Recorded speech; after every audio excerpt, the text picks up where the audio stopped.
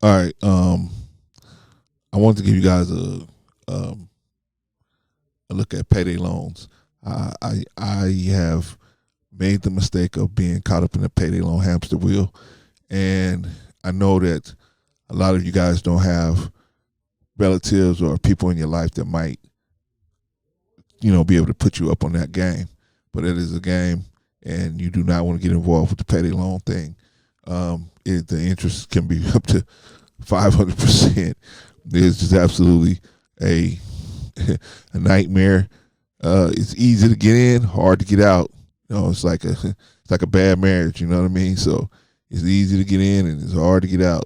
So yeah, but I wanted to lay out. I wanted to show you, some give you some information so you can make the decision for yourself whether you need to be involved in. My advice for you is to never get involved with it if you can.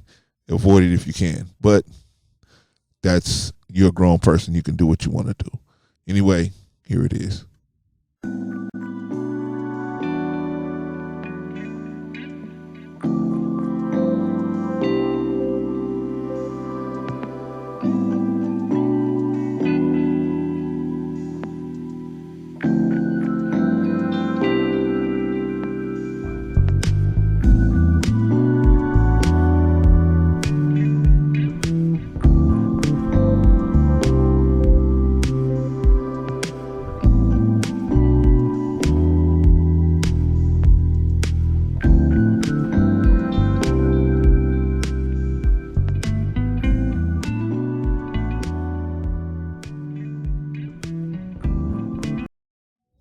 Okay, here's another one. So I want to do one about payday loans and to tell you how bad payday loans are. The payday loan situation is real bad. But I wanted to do a video to show you exactly how bad the payday loan situation is and how you should not even get yourself involved in the payday loan situation. So I'm going to play this video real quick and we'll just discuss it. Meet Jennifer. She's having trouble paying her bills and making rent on time. So, like 12 million Americans a year, she takes out a cash advance on her paycheck and she makes it through another 2 weeks. Problem solved, right? Not necessarily.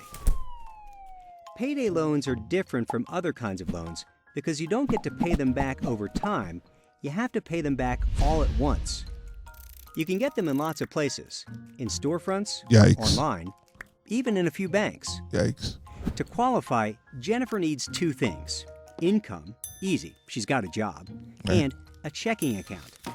Jennifer is short $375 on her rent, which is also the average payday loan amount. To get the loan, she just has to agree to pay a one-time fee of $55. 2 weeks later, though, Jennifer's situation isn't any better, and she can't afford the $375 to pay back the loan. So here's how they get you when it's so high. Now, first of all, you go you borrow the $375 that you needed, right? And 2 weeks later, when it's pay period time, you don't have the $375. You don't have the $375 you're supposed to pay them back this time, nor the fees that they want, which is the $35. So let's see what happens next. But she can't afford another $55 to renew the loan. Holy smokes. If Jennifer is a typical payday loan customer, she's going to do this again and again for 5 months of the year. Paying $520 in fees. All for that original $375 loan to pay her rent. Ooh, holy smokes. Jennifer's story is a common one. Payday loans are marketed as short-term solutions for emergency use. But the reality is quite different. To learn more about payday loans, who uses them, and why, check out pewtrust.org/small loans. All right. Okay, so now you see these payday loan people, man, they ay. So you end up going in there, you borrow $375. You have to pay $55 back in interest and charges. But most people, what they do, They can't pay the $375 back plus the $55 interest. Because let's see what that would be here. I used to be real good with numbers, but I'm not good with numbers anymore. Let's see what that would be here. So 375 plus 55, 430, right? That's how much you would have to pay her back, right? Pay them back. But you don't have the 430. So they give you another loan there, or they refinance it for you, right? It's just a real bad situation. But I got another video. So this young man has a interesting tale about payday loans and how they can consume you. So let's listen to his little story here. Now, if you don't have an extra $200 that came in to recover from the $200 you just gave them, then you have to take another $200 because that $200 came from your check. So then you're going to have to borrow $200 again. That's how it starts.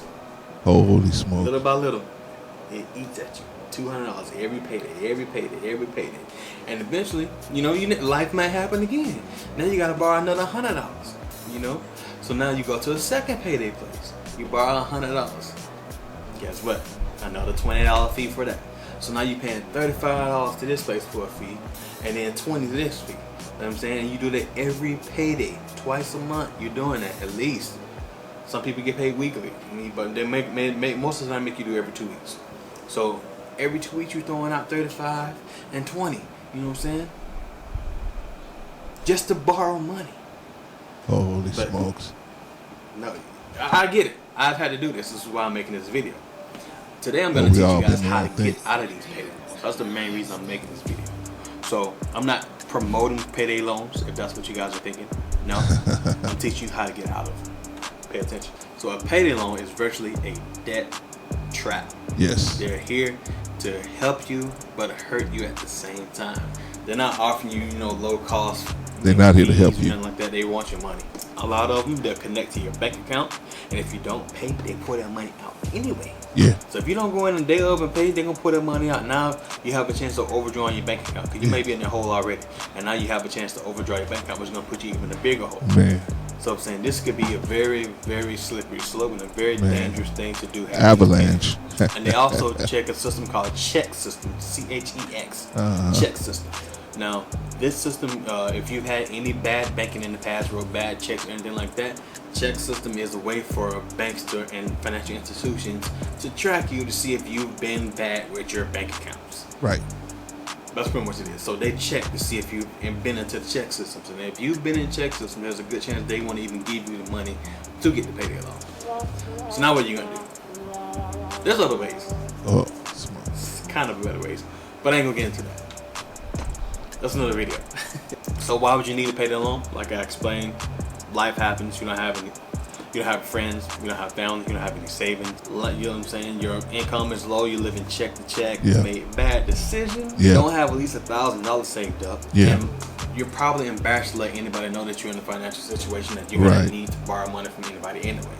So it's more emotional and mental than anything, but also just it's hard to get them when you're living check to check as it is. It's hard to get out of that without some kind of tax return or something like that, some kind of stimulus check to get you out of that hole. Payday loans is like a band-aid on a gushing wound. Right. So it covers it, but it's not gonna stop it. Right. Now I'm not gonna sit there and say payday loans are all bad. How are they good? How are they good? Offer you a chance to get the money that you need. If you need $200, it's not just gonna appear out of air. So there's a good reason that they exist. They do provide some sort of value. You can get that $200, $100. Wait a minute. So me and brother, we disagree on this point here.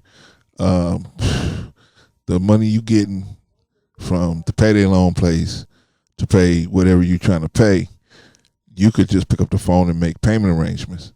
That's what you really could do, and not play around. Just do some grown up. Sometimes you have to make some grown up phone calls, man. I need life insurance. We need burial insurance or whatever. Sometimes you got to make some. You got to make some grown up phone calls. And this is one where you got to really think about it. You can save yourself a whole bunch of money. Just think about this: if you're late on your rent, like the lady in the previous story, you're late on your rent, $375. Why not just call your landlord and say, "Hey, I'm late on this rent, and I'll pay it at this time." When you pay the rent, you ain't gonna have to pay no $55 to the landlord. And even if you do, the landlord might give you a month or two to recover that if you're a good tenant. If you've been paying your rent. People understand it's hard times out here, man.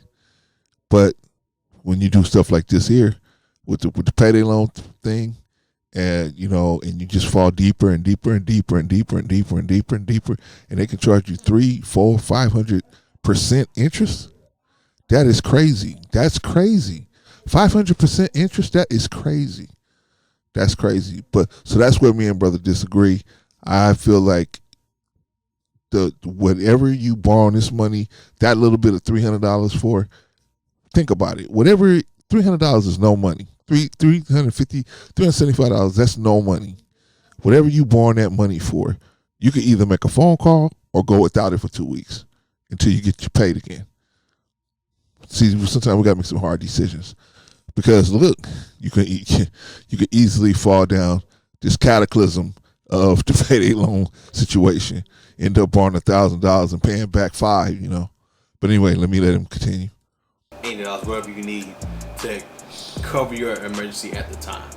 The lower the cost, the better it is with these payday loans. If you only need $80, don't take $200. If you only need $50, don't take $150. Take only what you need. That will help you in the long run with these payday loans. Like I said, we disagree. I say don't take nothing. I say pick up the phone and call whoever it is, and you don't want to look like the bad guy for letting the cable get cut off for 2 weeks. It's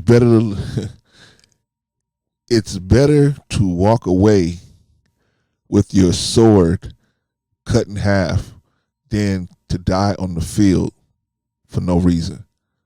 You didn't have to die on the field because the next day the enemy gave up. I mean, it's stupid. I die on the field the day before the enemy gonna give up.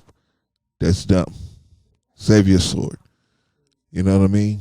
Gotta be creative out here. One thing we as black people gotta do is employ more critical thinking into our daily behavior. We gotta think critically and not emotionally. A lot of us think emotionally. We make snap judgments, and a lot of times those snap judgments are wrong. As we can see, a lot of our brothers and sisters in the prison system just from making snap judgments. So anyway, I say don't even get involved with the payday loan process. You just make you a phone call. Make some phone calls. Call somebody. Grandmama, somebody got some money. And if you can't do that, you don't have any family or anything like that, call the landlord. Call the cable company. If I let it go for 2 weeks, you guys just stop paying it, cut it off and just get a new cable company. Just stop it right there. Don't let it go on and on and tacking on more and more and more. See, some of us use the ostrich method and just put our heads in the sand and say, if I don't see it, it's not happening. But it is happening. So that's where we got to get strong at. We got to, like I said, sometimes you got to make some grown up phone calls. You know what I mean? Who wants to call the funeral parlor? Nobody. But sometimes you got to make that phone call. Who wants to call about life insurance? Nobody. But sometimes you got to make that call. You know what I'm saying? So sometimes we got to make some grown up phone calls and talk to some people and see if we can work something out, especially your landlord. See if you can work it out. All right? All right, get back to him. It can be tempting sometimes when you're sitting there, you're like, I can get $200, but you're not thinking about it because you're in that strap right now. You're like, I can get $200 and that means the next payday. Like, no. Take only what you need. They also don't check. Well, some of them do a hard inquiry, but for the most part, a lot of them don't do a credit check, so you don't have to worry about your credit score. They don't don't check your score to see how much you qualify. Some of them do. Some of them they'll be like, you only qualify for this much, and the others are like, here, take whatever you need. So you have to ask around and see which ones. I know checking the cash, they actually do check your credit report. They do a hard inquiry virtually every time you get money from them. Holy smokes. Then check and go, they check your credit score and they make sure your check system is good to make sure to see how much you can get. You can't get the full amount sometimes because your credit score is too low. So just keep that in mind. How are they bad? Yeah, how are they Besides bad, the brother? fact that the interest rate is more than what you're asking for. The interest rate is a higher number than the amount of money that you're asking for. Let that sink in. That's one of the bad things. Sometimes, like I said, they can garnish your wages if you don't pay on time. Holy They smokes. can put a stranglehold in your bank account, which will put you on a downhill spiral. Like I said, you get to a place where they overdraw your account. It just starts the downhill spiral. And you just You know what? I just, any place that you got to give up your banking information, and it's not an actual bank, ouch. I would definitely be wary of that. more trouble. And a lot of times you end up getting multiple loans because you're trying to pay Rob and Peter to pay Paul, so it ends up being worse in the long run. The longer you have these things, the worse it gets. This is something you want to do for like 1 month, no more than 2. Anything more than that, you're going to start putting yourself in a serious predicament that you don't want to get in. That you don't even realize that you're doing it. So take what you need, pay it back as fast as possible. I say, don't. I say, if you think about it and use your brain, use the sense that God gave you, you can make a couple phone calls and save yourself this hassle. Because like he said, you can be on this merry-go-round for 5 months trying to pay this stuff back. And then at the end of it, you might not survive it, and they might be able to repossess. Same thing with the title loans. They could take your car. I mean, it's crazy. It's crazy stories out here. I'm gonna do one on title loans too, but anyway, we're doing the payday loan right now. All right. Don't go back. Now, that's some good advice. Like I don't promote these things. I understand. Life happens. If you don't have to go, don't go. But if you need to, pay it off as fast as possible. Now the main reason why you're here, if you have payday loans, you're probably at least a few months in now, and you're probably like, how do I get out of these things? Well, yeah. It's an unorthodox way that I did, but it worked. So I'm gonna give you guys the way I got out of payday loans. This might not work for everybody. Now watch. You want to see a crazy story? Listen to this. This work. So first thing you need to do is assess exactly what you're spending your money on, because you need to see where your money flow is going. You need to see where after all your bills are paid, you need to see what you're spending your money on. I said this in a previous video before too. Make sure you guys write down all your income and expenses. So that's the first step you need to do. Just write down everything. See where your money's going. See where you can pull some money from and stop spending on something. If you need to cancel your Netflix for a month or 2 months, cancel your Stars payments, anything like that. Anything unnecessary. If you can cancel that for 2-3 months and just work with the basics, watch DVDs or something like that, it's gonna hurt for a little bit. Yeah, now that's the good advice he's giving you right there. Now we're not talking about that you have like credit cards. You're gonna have to right now that you can use to help pay. You have to take a punch to the stomach to deal with this situation, and you don't have no other way. So write down all your bills, expenses, see where you can pull from. Now when you take it from these places, if you want to start, if you're trying to, you've already messed up, you already started, whatever, but you want to try to find places that offer multiple different options for payment. Like you don't have you can take out $100, $200, or $300. Those are huge chunks to have to pay back. Like one of them, you go straight from $120 straight to $255. Okay. And it's hard to pay back $255 to offset to get you down to $100 to offset to get you down to $0. It's hard to do that. Checking the cash, like I said, they run your credit, but they have the best options when it comes to payment. They have 50, 80, 100, 120, 140, 200. Like they have smaller increments to pay back, so you can pay it down easier. So I suggest finding places like that first. If you haven't already done that, if you have a place that offers huge chunks, like 100 to 255, and nothing in between, take out I say it's unorthodox. Take out a second loan from that place like checking the cash. Use that to pay the big chunk back, and now you can pay back over small increments, pay back the smaller amounts. So I see. Now that is a crazy, and you know, I'm not bashing brother. I mean, brother looks, he's a very intelligent brother. I mean, he worked his way out of it. I'm saying for us looking in, haven't even gotten involved with it. You see how crazy this thing can get if you get involved with it. If you go through that payday loan place, if you put yourself in a place where you have to go to the payday loan place, and you know, things happen, man. People, we can get so comfortable, we can get out of control by degrees, and next thing you know, you way out of line and you need money quick, and that seems like it's going to solve the problem, the immediate problem, but it's giving you a bigger problem on the back end.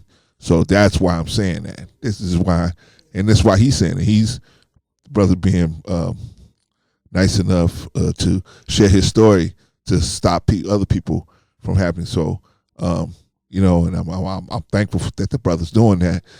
I just, you know what I'm saying, being older, I disagree with him a little bit, but that's not to say his information is bad. It's just I will sidetrack some of the stuff that he was saying, because I would say don't even get involved with it. You know, he's talking from actually pulling yourself up out of it. I'm talking from you looking and seeing that front door and seeing that money, but saying to yourself, nah, because if I borrow this money on the front end, what's coming back to me on the back end? A bigger problem is coming back to me on the back end. If I didn't have a 250, I didn't have a 235 or 375 or whatever on the front end, and now they coming back to me 2 weeks later, everything's the same. I didn't make no extra money, work no overtime or nothing like that.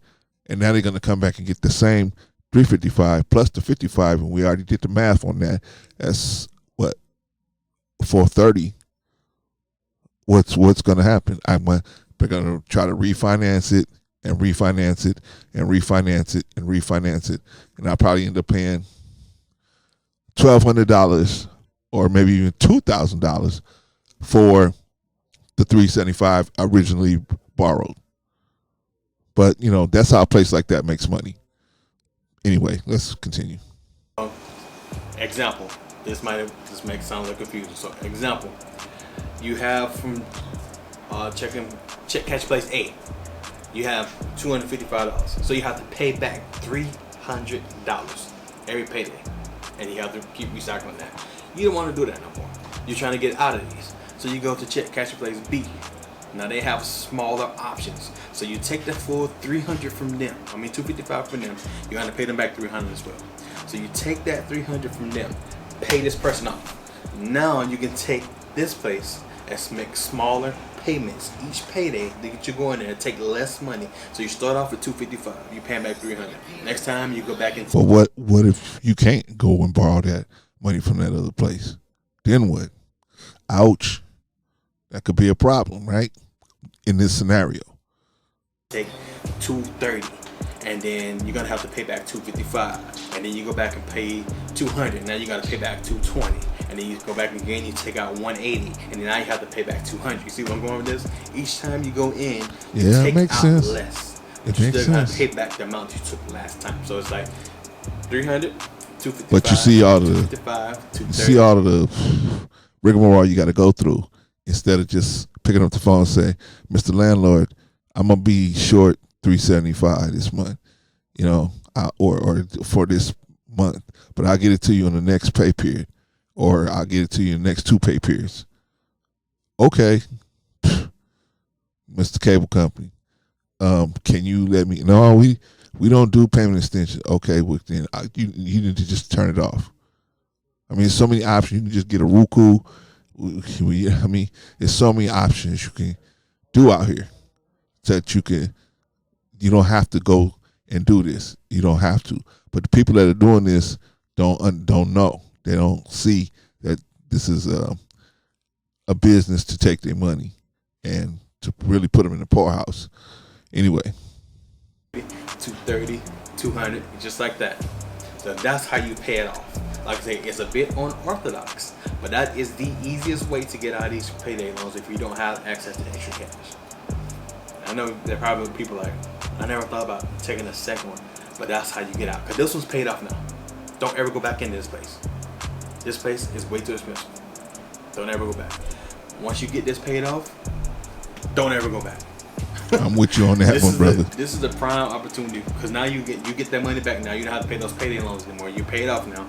Now is the time to try to start saving. Take that $20 fee that you was gonna take, $30 fee that you was taking from them, that $35 whatever. Now you put that into a savings account. Now you got money saved up. And don't go back.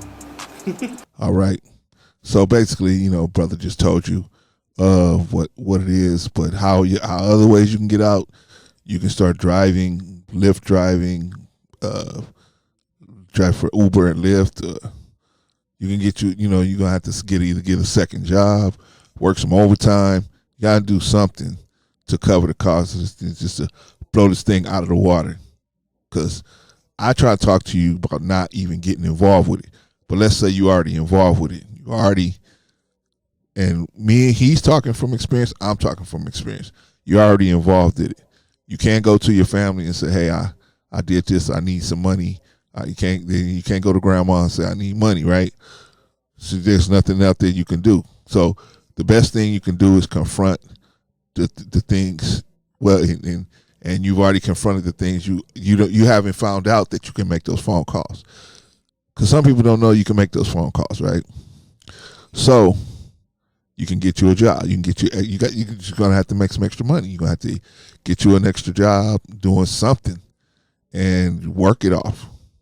I mean, that's the bottom line. It's pretty much the only way you're gonna get done with it and pay it off as soon as possible. Take the first 2 or 3 checks you get and just whop it on this thing until you knock it off. Because you don't want them to be able to dig into your bank account. And then get you a new primary bank account. Once you get away from them, you get you a new primary banking account because you don't want them to be able to go through your bank account again. I mean, it's a lot of extra work you got to do. That's why I say don't even get started with them. So, the moral of the story, it's a payday loan situation. You don't want to get involved with that. You want to be a grown-up, man. You want to take the time to call, make some phone calls, because you can save yourself a whole lot of money by just making the phone calls instead of trying to, trying to keep up the illusion that everything is okay, and it's not okay. You gotta be real with yourself. All right. So that's it for now. I'm going to do another one on title loans where you can actually borrow money against your vehicle and how ugly that situation can get. All right. Peace. Oh yeah. Never be the aggressor. Never be the aggressor.